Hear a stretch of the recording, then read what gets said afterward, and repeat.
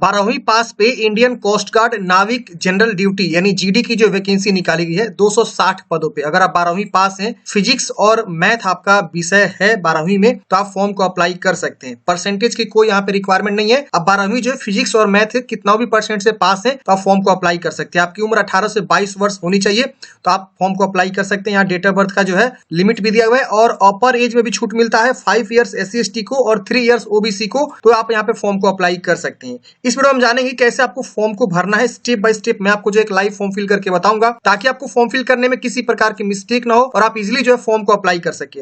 Live photo, इसके अलावा photo का इंस्ट्रक्शन, सिग्नेचर, सारा चीज जो है हम आपको इस वीडियो में कंप्लीट प्रोसेस के साथ बताएंगे। वीडियो थोड़ा सा लंबा होगा लेकिन आपको जो है पूरी जानकारी इस वीडियो में मिलने वाली है कि कैसे आपको जो इंडियन कोस्ट गार्ड नाविक जीडी का फॉर्म को अप्लाई करना है। तो देखिए फॉर्म भरने के लिए ना आपको आना होगा इस वेबसाइट पे। इसका मैंने लिंक आपको जो डिस्क्रिप्शन बॉक्स में प्रोवाइड कर दिया, आप क्लिक करके यहाँ पे आ जाएंगे। यहाँ आने के बाद आप सारी जानकारी को पढ़ लीजिएगा। Important date, application fee, age limit, सब चीज यहाँ पे दे दिया गया है। इसके अलावा आप यहाँ पे आएंगे तो अप्लाई लॉगिन का ऑप्शन है और यहाँ डिटेल नोटिफिकेशन का भी ऑप्शन मिलेगा और अप्लाई ऑनलाइन पे मिलेगा। आप अप्लाई ऑनलाइन पे क्लिक करेंगे। जिस अप्लाई ऑनलाइन पे क्लिक करेंगे यहाँ पे इस प्रकार से आपका जो फॉर्म खुल जाएगा। अब यहाँ पे जो भी जानकारी देना है, फादर्स नेम, मदर्स नेम, वो सब जो आपको मैट्रिक के जो मार्कशीट होता है ना उसके अकॉर्डिंग आपको यहाँ पे जो है देना होता है। तो यहाँ पे आप देखेंगे मिस्टर आएगा, आप वही रहने देंगे। यहाँ पे अपना पूरा नाम लिखेंगे जो भी आपका नाम है मैट्रिक के मार्कशीट अकॉर्डिंग, फिर फादर्स नेम, फिर मदर्स नेम, मिस्टर, MRS ये सब कुछ नहीं यूज करना है। यहाँ नेशनलिटी बताना है या जेंडर बताना है। यहाँ पे देखिए फीमेल आर नॉट अलाउडेड, मतलब फीमेल यहाँ फॉर्म को नहीं भर सकती है।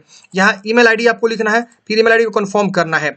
यहाँ आपको मोबाइल नंबर लिखना है और जनरेट OTP पे क्लिक करेंगे तो आपको मोबाइल नंबर पे OTP चला जाएगा। OTP भेजते ही फ्रेंड्स आपके मोबाइल पे और ईमेल दोनों पे OTP जाता है। ईमेल वाला OTP ईमेल वाले बॉक्स में लिख देंगे जो मैंने ऑलरेडी यहाँ पे लिखा हुआ है, और मोबाइल वाला OTP आप मोबाइल वाले बॉक्स में लिख देंगे। यहाँ पूछ रहा है कि आप इस भर्ती के बारे में किस प्रकार से जाने, तो यहाँ पे फेसबुक है, बहुत सारे ऑप्शन है, इंस्टाग्राम, यूट्यूब भी है, तो आप जैसे भी जाने आप यहाँ चूज कर लेंगे। फिर यहाँ पे आपको सबमिट करना है। सबमिट करते ही यहाँ पे आपका जो है पासवर्ड जो है क्रिएट हो जाता है। सिस्टम जनरेटेड पासवर्ड आपके मोबाइल पे भेज दिया जाता है और आप साइन अप भी हो जाते हैं। आपका रजिस्ट्रेशन यहाँ पे कंप्लीट हो जाता है। मेल और मोबाइल दोनों पे जो है पासवर्ड एक चला गया है, आप नोट कर लेंगे। ओके करेंगे। ओके करते हैं आपको जो है रिडायरेक्ट कर देगा कहाँ पे, तो लॉगिन पेज पे। अब यहाँ पे क्या करेंगे, अपना ईमेल एड्रेस को लिखेंगे। पासवर्ड जो आपको प्राप्त हुआ है SMS के तौर पे उसको यहाँ लिखेंगे। कैप्चा कोड भर के लॉगिन करेंगे। लॉगिन करते हैं फ्रेंड्स, अब आपको बोलेगा कि आप एक पासवर्ड को बनाइए, रीसेट करिए पासवर्ड को, यानी पुराना वाला जो पासवर्ड आपको प्राप्त हुआ SMS के तौर पे वो अब आपका बदल जाएगा, यानी रीसेट करना है पासवर्ड को। तो यहाँ एक नया पासवर्ड आप बना लेंगे, जैसा चाहे वैसा पासवर्ड आप बना सकते हैं। मैं एग्जांपल को बात करूं तो मान लीजिए आपका नाम राजू है तो RAJU@123 ऐसे करके पासवर्ड बनेगा। ध्यान देना है 8 से 16 कैरेक्टर के बीच का होना चाहिए, 8 से कम नहीं होना चाहिए और 16 से ज्यादा जो है नहीं होना चाहिए।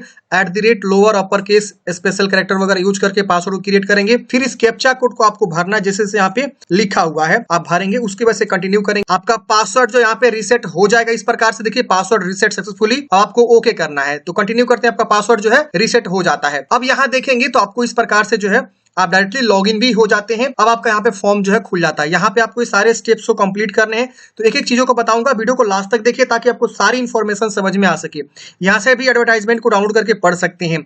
अब आपको नीचे आना है, यहाँ आपको एग्री करना है, यहाँ सबमिट करना है। अब यहाँ पे देखेंगे तो आपने जो रेशन करते वक्त जानकारी दिया था वो सारी जानकारी शो होगा। आपका नाम, father's name, mother's name, email ID, mobile number show होगा। यहाँ सेकेंडरी ईमेल आईडी मांग रहा है, अगर आप देना चाहते दीजिए वरना इसे छोड़ दीजिएगा, ऑप्शनल है। यहाँ नेशनलिटी ऑलरेडी रहेगा, जेंडर ऑलरेडी रहेगा। अल्टरनेटिव मोबाइल नंबर देना चाहते दीजिए वरना इसे भी आप छोड़ सकते हैं, जरूरी नहीं है। यहाँ मैरिड है कि अनमैरिड है, यहाँ पे आपको पूछ रहा है कि आपके पास आधार कार्ड है, आपको हाँ करना है और यहाँ पे आधार नंबर लिखना है और आधार नंबर को दोबारा कंफर्म करके यहाँ पे जो है डिक्लेयर कर देना है। अगर आधार कार्ड नहीं है तो आप इसे नो भी कर सकते हैं। तो इसके जगह पे आपको दूसरा कोई आईडी प्रूफ देना हो, जैसे pan card, voter ID card या DL या पासपोर्ट, कोई भी आईडी दे सकते हैं। जैसे हमने यहाँ पे DL चूज किया तो DL संख्या दे देंगे, दोबारा DL संख्या को लिख देना है, नाम लिखना है और फिर यहाँ पे परमानेंट बॉडी में पहचान बताना है। जैसे बॉडी का पहचान, जैसे तिल का निशान, कटा का निशान, जला का निशान, ये आपको बताना है। 2 बताना है, मार्क 1 और मार्क 2। तो ऐसे आप बता सकते हैं। अगर आपके पास आधार कार्ड है तो मैं कहूंगा कि आप आधार कार्ड ही दीजिए, वो बेहतर रहेगा। फिर इसको डिक्लेयर करके अपना यहाँ पे नाम लिखेंगे और यहाँ पे अपना जो ये देखिए ID कार्ड नेम, मतलब क्या कि आपके आधार कार्ड पे जैसा नाम है वही आपको यहाँ पे लिखना है और बॉडी में पहचान यहाँ पे आपको 2 दे देना है। इसके बाद से आपको कैटेगरी बताना है, आप अनरिजर्व है या OBC। मान लीजिए हम OBC चूज करते हैं तो यहाँ बोलेगा candidates belonging OBC but coming in the creamy layer are apply to unreserve category. और नॉन क्रीमी लेयर में जो आता है वो भी OBC का लाभ ले सकता है, जो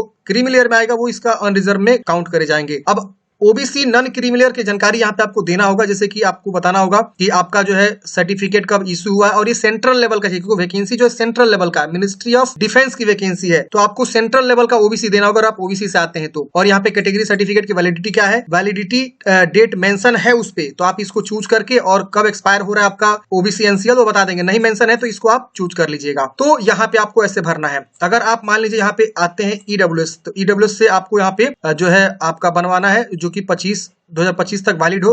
ईडब्ल्यूएस की जानकारी यहाँ पे आपको देंगे, सर्टिफिकेट कब आपने बनवाया हुआ है और वैलिड है कब तक, वो आपको यहाँ पे बता देना है। तो ऐसे बताना है। शेड्यूल्ड कास्ट से आते हैं तो आप यहाँ पे देखेंगे तो इस तरह से आपको बोला गया है कि आपको जो है यहाँ पे अपना जो है जाति प्रमाण पत्र देना होगा। अब ये सेंट्रल लेवल का नहीं होता है, एससी एसटी का जो भी जाति प्रमाण पत्र बनता है, जो आप ब्लॉक स्तर पे, अंचल स्तर पे जो भी बनवाते हैं, अनुमंडल स्तर पे, वही आप यहाँ पे दे सकते हैं, कोई दिक्कत नहीं होने वाला है। यहाँ पे सेंट्रल लेवल का आपको ओबीसी और ईडब्ल्यूएस यहाँ पे आपको देना होता है। अब यहाँ पे आप इस तरह से अपना जो है जाति के बारे में बता दीजिएगा।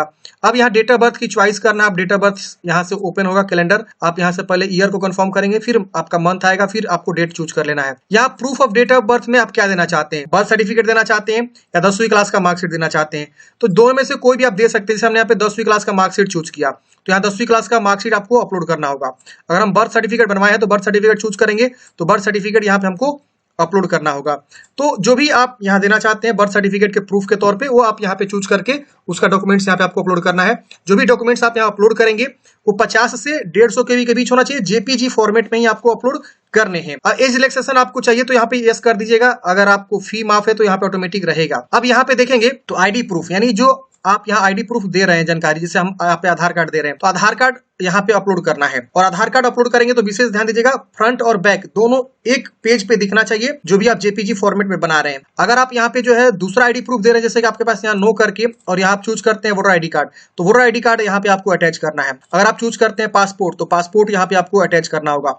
तो जो आईडी प्रूफ आप यहाँ पे चूज करेंगे वही आप यहाँ पे अटैच भी करेंगे। अब यहाँ पे आपको सेव कर देना है। सेव करते ही फ्रेंड्स आपका डाटा सेव हो जाएगा, आपका यहाँ पे पोस्ट आ जाएगा। आप यहाँ पे पोस्ट को चूज करेंगे, नाविक जीडी ही केवल आ रहा है और इसी की वैकेंसी अभी निकली हुई है। आप यहाँ पे इसको चूज करके सेव कर देंगे। सेव करते ही आपको ओके कर देना है। अब अगले स्टेप में आपको जो है अपना एजुकेशनल क्वालिफिकेशन की जानकारी भरनी है। आप 10वीं क्लास पास हो चुके हैं, यहाँ देखिए 10वीं का है, यहाँ 12वीं का है, तो दोनों को बारी बारी से भरना है। तो पहले हम 10वीं पे क्लिक करते हैं, ये देखिए दोनों का टैब अलग अलग बना हुआ है।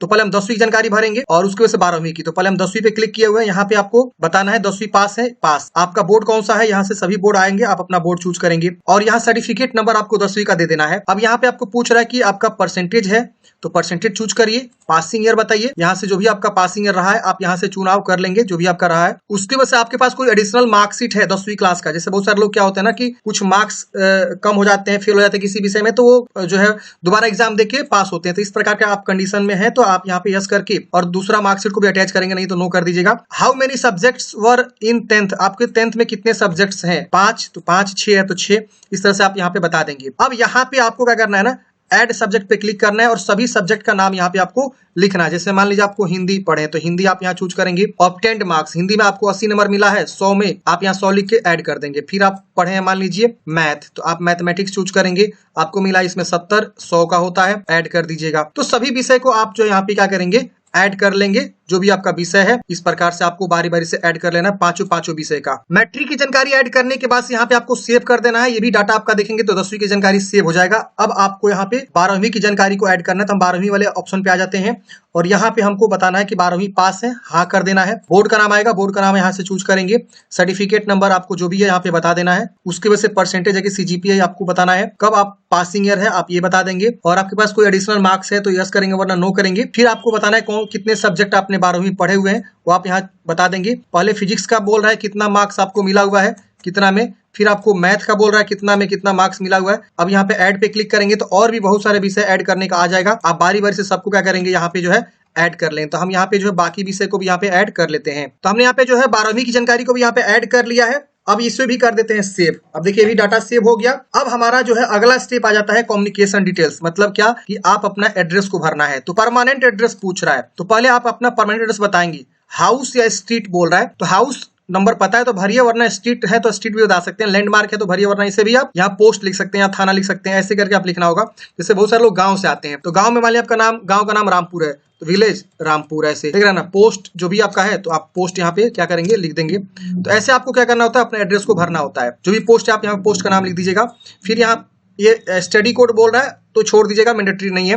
आप अपना राज्य चूज करेंगे, फिर यहाँ डिस्ट्रिक्ट आएगा, डिस्ट्रिक्ट चूज करेंगे, फिर यहाँ आपको सब डिस्ट्रिक्ट आएगा, आपको यहाँ पे सब डिस्ट्रिक्ट देखना है कौन सा है वो चूज करेंगे। पिन कोड आपको लिखना है, पोस्ट ऑफिस यहाँ पे अगेन बोल रहा है तो पोस्ट ऑफिस बॉक्स में पोस्ट ऑफिस लिख दीजिएगा। अब यहाँ पे पूछ रहा है प्रेजेंट एड्रेस, करंट एड्रेस, तो अगर आपका परमानेंट एड्रेस सेम है तो इसको टिक करेंगे, सेम सेम ऊपर वाला कॉपी हो जाएगा, अलग है तो अलग अलग भी आप लिख सकते हैं। किस राज्य के आप निवासी हैं वो आपको चूज करना है।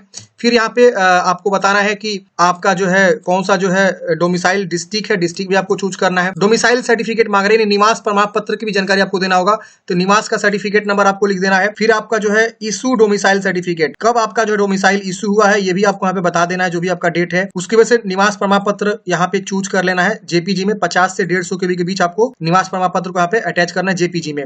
इसको भी आप क्या करेंगे यहाँ पे सेव कर देंगे। अगले स्टेप में आप पूछ रहा है कि क्या आपको कभी डिस्चार्ज किया गया है आर्मी, नेवी, एयरफोर्स से, तो आप यहाँ यस करेंगे वरना नो करेंगे। ये सब आपके कुछ डिस्क्लेमर के बारे में एडिशनल जानकारी पूछ रहा है। क्रिमिनल प्रोसीजर के बारे में आपसे पूछ रहा है कि आपको कोर्ट के द्वारा कभी जो है केस वगैरह हुआ है, यस नो में आपको बताना है। तो आप यहाँ पे पढ़ेंगे सारी जानकारी को, आपको कभी जो है अरेस्ट किया गया है तो आप अपने अकॉर्डिंग यहाँ पे यस नो में बता देंगे, पढ़ेंगे तो आपको समझ में आ जाएगा। इसके वजह से पूछ रहा है have you at any time processing that this application has been convicted court या इंडिया, मतलब आपको कोर्ट के द्वारा कन्विक्टेड किया गया, यस नो आपको बताना है। आप कोर्ट के बारे में आपसे पूछ रहा है तो ये सब भी आप यस नो में बताएंगे। हैव यू एवर बीन डिबार्टेड, क्या आपको कभी जो निष्कासित किया गया आर्मी, नेवी, एयरफोर्स से, तो आप उसको भी जानकारी यहाँ देख दे। तो ये आप पढ़ेंगे तो समझ में आ जाएगा। उसके बाद आपको सबमिट कर देना, तो सारा का सारा नो ही होगा, मेरे केस में नो होगा। आप भी देख लीजिएगा क्या आपको यस नो करना है, ये भी सेव हो जाएगा, ओके करेंगे। अगले स्टेप में अब आपका आ जाता है ये सब प्रोसेस, ये सबसे इंपोर्टेंट प्रोसेस है, समझिए पहले। यहाँ पे आपको देखेंगे तो यहाँ पे लाइव आपको इमेज भी कैप्चर करना है। इसके अलावा इस प्रकार से जो पासपोर्ट साइज फोटोग्राफ भी आपको अटैच करना है, जिसपे आपको ब्लैक स्लेट पकड़ के उस ब्लैक स्लेट पे व्हाइट चौक से कैपिटल लेटर में आपका नाम लिखा होना चाहिए, और वहां पे कब आपने फोटो खिंचवाया हुआ है डीओपी लिख के,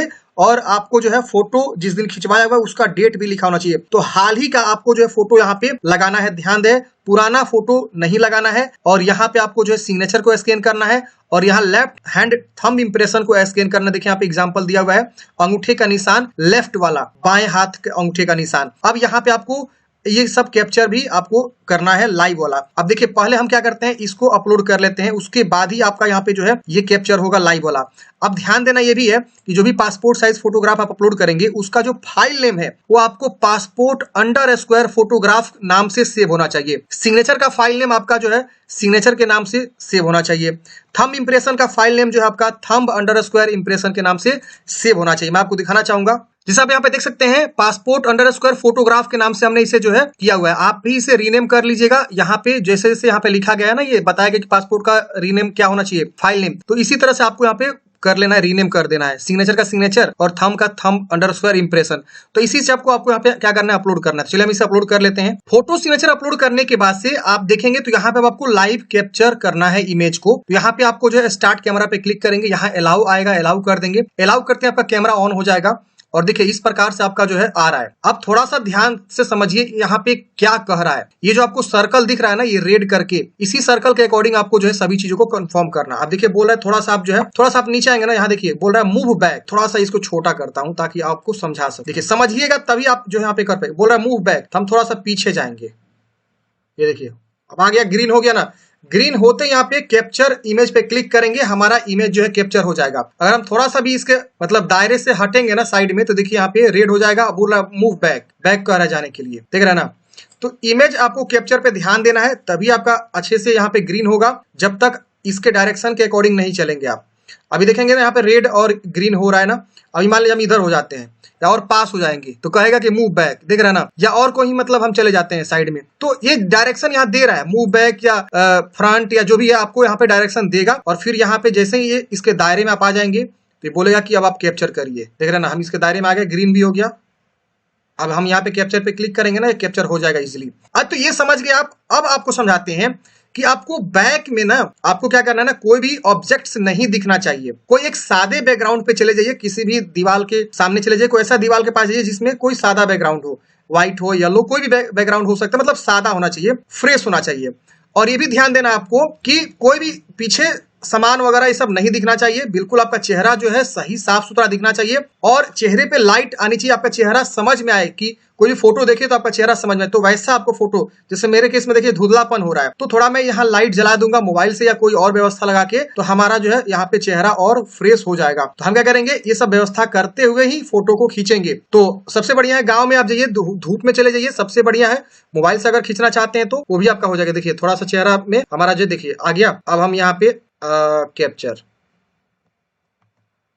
देखिए कैप्चर हो गया। तो प्लीज अपलोड सेव, सेव, अच्छा पहले हमको ऊपर वाला को सेव करना होगा। अच्छा मैंने सेव नहीं किया, इसको पहले हमें सेव करना होगा। एरर आ गई, अब सेव हो गया। अब हम यहाँ पे करेंगे कैप्चर, ये देखिए आ गया हमारा। अब मैं इससे थोड़ा सा बोल रहा है मूव बैक, हाँ आ गया। थोड़ा सा पुअर हो रहा है इमेज, मतलब बोल रहा है कि थोड़ा और फ्रेश जो है आप जगह पे जाइए। तो हम उसी तरह से क्या करेंगे, यहाँ पे जो है देखेंगे और जो भी होगा हम इस तरह से क्या करेंगे, कैप्चर करेंगे। क्वालिटी कैप्चर थोड़ा पुअर हो रहा है, मतलब बोल रहा है कि और साफ सुथरा आपको कैप्चर करना है। तो मैं उसी हिसाब से क्या करूंगा, सेट करके यहाँ कैप्चर कर लूंगा और उसके बाद से सेव कर दूंगा इसको भी। तो फ्रेंड्स देख सकते हैं हमने यहाँ पे जो है फोटोग्राफ को जो है कैप्चर कर लिया है लाइव वाला, और यहाँ पे हम कर देंगे सेव। ये भी हमारा डाटा जो है सेव हो जाएगा, ओके कर देंगे। अब हमारा अगले स्टेप में आ जाता है यहाँ पे कि आपको जो है यहाँ पे सिटी प्रेफरेंस देना है कि आप एग्जाम सेंटर कहाँ लेना चाहते हैं, यहाँ पे यस कर दीजिएगा। और यहाँ पे आपको जो है जहां भी एग्जाम सेंटर लेना चाहते हैं जिस भी राज्य में, आप यहाँ चुनाव करेंगे और उसका जो एग्जाम सेंटर यहाँ शो कर देगा कि उस राज्य में कहाँ का एग्जाम सेंटर बनाए गए हैं। तो आप यहाँ पे चुनाव कर लीजिएगा, जहां भी आप लेना चाहते हैं वहां आप ले सकते हैं अपने अकॉर्डिंग। अब आता है दूसरे स्टेज का एग्जाम सेंटर आप कहाँ लेना चाहते हैं। तो यहाँ पे आपको जो है 2 जोन ऑलरेडी यहाँ पे चूजन रहेगा, जो आपका प्रेजेंट एड्रेस उसके अकॉर्डिंग यहाँ उठा लेगा और यहाँ पे आपको अपने अकॉर्डिंग चुनाव कर लेना है। और फिर जो है बाकी का जोन आप कहाँ रखना चाहते हैं आप यहाँ पे देख सकते हैं, जहां भी आप रखना चाहते हैं वहां आप जो चुनाव कर सकते हैं। आपके ऊपर है कि आप कहाँ जाना चाहते हैं एग्जाम सेंटर के लिए। यहाँ पे बहुत सारे ऑप्शन आपको देखने को मिलेगा, इसे भी सेव कर लीजिएगा। अब आपका अगला स्टेप आ जाता है प्रीव्यू। यहाँ पे ये आप जानकारी को वेरीफाई करें कि जो भी आपने यहाँ पे जानकारी दिया सब चीज सही है। अगर इसमें कुछ भी गलती है तो आप इसे सुधारेंगे। यहाँ देखिए हर एक सेक्शन में एडिट का बटन बना हुआ है, आप एडिट कर सकते हैं। नहीं गलती है तो आप सिंपल जो है क्या करेंगे, फाइनल सबमिट कर देंगे। ये देखिए यहाँ पे हर एक सेक्शन में एडिट बना हुआ है कि क्लास 10th में 12th में एडिशनल में जो भी है आप यहाँ से जो है इसे एक्सपेंड कर सकते हैं। यहाँ एरो पे क्लिक करेंगे, एक्सपेंड हो जाएगा और आप जानकारी को एडिट कर सकते हैं। अगर आपको लग रहा है कि कहीं पे भी गलती हो गया है तो फिर यहाँ पे आपको सिटी लिखना है कि आप कहाँ से फॉर्म भर रहे हैं, या जो भी आपका गांव का एड्रेस है वो लिख सकते हैं, और मतलब सिर्फ नाम लिखना है उसका। फिर इन सबको डिक्लेयर करना है और इन सबको आपको टिक करना है ऐसे।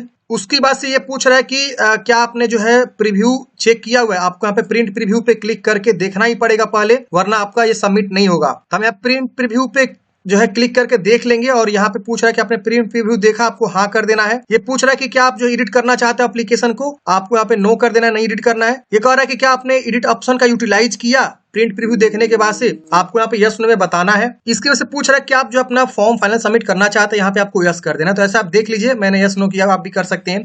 फिर यहाँ सेव कर देना है, इस प्रकार से आएगा। आप अपनी जानकारी को भी वेरीफाई कर सकते हैं, यहाँ पे आपको टिक करना है। इसके बाद से आपको यहाँ पे जो है टिक करना है इन सबको और फिर यहाँ पे कंफर्म कर देना है। आपका फॉर्म जो है फाइनल सबमिट हो जाएगा। ये देखिए आपका फॉर्म फाइनल सबमिट भी हो गया और यहाँ पे आपको अगेन फाइनल सबमिट का ऑप्शन दोबारा आ रहा है, तो आप दोबारा यहाँ क्लिक कर दें, आपका फॉर्म फाइनल सबमिट हो जाएगा। उसके बाद से आप प्रिंट आउट निकाल के जो है हार्ड कॉपी अपने पास सुरक्षित रख लेंगे। अगर आपको एप्लीकेशन फी लगेगा तो इसके बाद आपको एप्लीकेशन फी जमा करना होगा, उसके बाद से आपको जो फाइनल प्रिंट आउट निकलेगा। तो इस प्रकार से फ्रेंड्स हमने डिस्कस किया इंडियन कोस्ट गार्ड जीडी के लिए कैसे आपको फॉर्म को अप्लाई करना है स्टेप बाय स्टेप। अगर आपके मन में कोई भी डाउट्स है, कमेंट बॉक्स में पूछिएगा। मिलता है किसी नेक्स्ट वीडियो में। जय हिंद।